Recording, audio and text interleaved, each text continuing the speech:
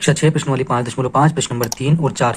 प्रश्न नंबर 3 है कि आपकी जो ज्योमेट्री बॉक्स के अंदर जो सेट स्क्वायर होते हैं तो उनके कोणों के माप क्या है और दोनों में उभयनिष्ठ कोण कितने कितने डिग्री के होते हैं। तो हमारे जो ज्योमेट्री बॉक्स में जो दो सेट स्क्वायर होते हैं वो कुछ इस प्रकार के होते हैं। इन दोनों सेट स्क्वायर जो है वो उन दोनों में सेट स्क्वायर में माप कितने हैं, इनके कोणों के माप जो होते हैं। तो एक सेट स्क्वायर जो होता है तो उसके अंदर कोण के माप होते हैं आपके 45 डिग्री और 90 डिग्री। दूसरा सेट स्क्वायर जो होता है उसके अंदर हमारे कोणों के माप होते हैं, एक माप होता है 30 डिग्री, एक माप होता है 60 डिग्री और एक माप होता है 90 डिग्री। तो इस प्रकार हमारे सेट स्क्वायर है तो दोनों में उभयनिष्ठ कोण कौन सा है, तो हम देखते हैं कि यहाँ पे इन दोनों सेट स्क्वायर के अंदर उभयनिष्ठ कोण जो होता है वो हमारे 90 डिग्री का होता है।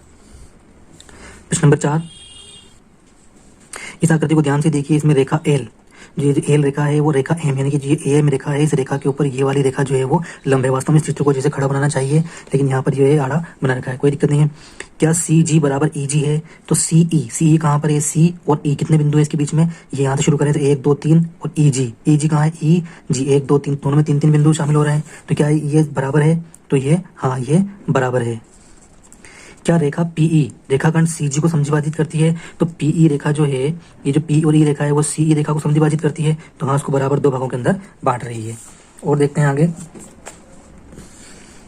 क्या कोई दो रेखाखंड के नाम लिखिए जिनके लिए पीई लंब समद्विभाजक है। तो पी जो है लंब समद्विभाजक है तो किसके ऊपर लंब समद्विभाजक है, इस रेखा के ऊपर लंब समद्विभाजक है। तो कोई से भी दो टुकड़े आप लिख सकते हो इसके अंदर।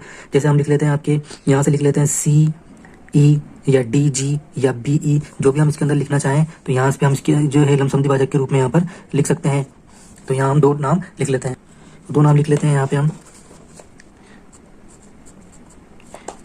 ये दो रेखाखंडों के नाम लिख लेते हैं। डी, क्या निम्नलिखित सत्य हैं, ए सी बड़ा है एफ जी से, तो ए सी कितने बिंदु शामिल हो रहे हैं इसके अंदर 1 2 3, तो ए सी में ये 1 2 3 बिंदु हैं, ठीक है। और एफ जी के अंदर केवल 2 बिंदु हैं, तो ये छोटा है ये बड़ा है, तो यही कह रहा है, तो ये सत्य है।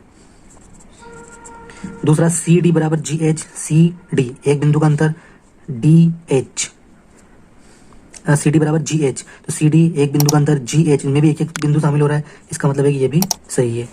बी सी छोटा है ई एच से, बी सी एक बिंदु, ई एच 1 2 3 ज्यादा है, तो ई एच बड़ा है बी सी छोटा है, तो इसका मतलब ये भी सत्य है।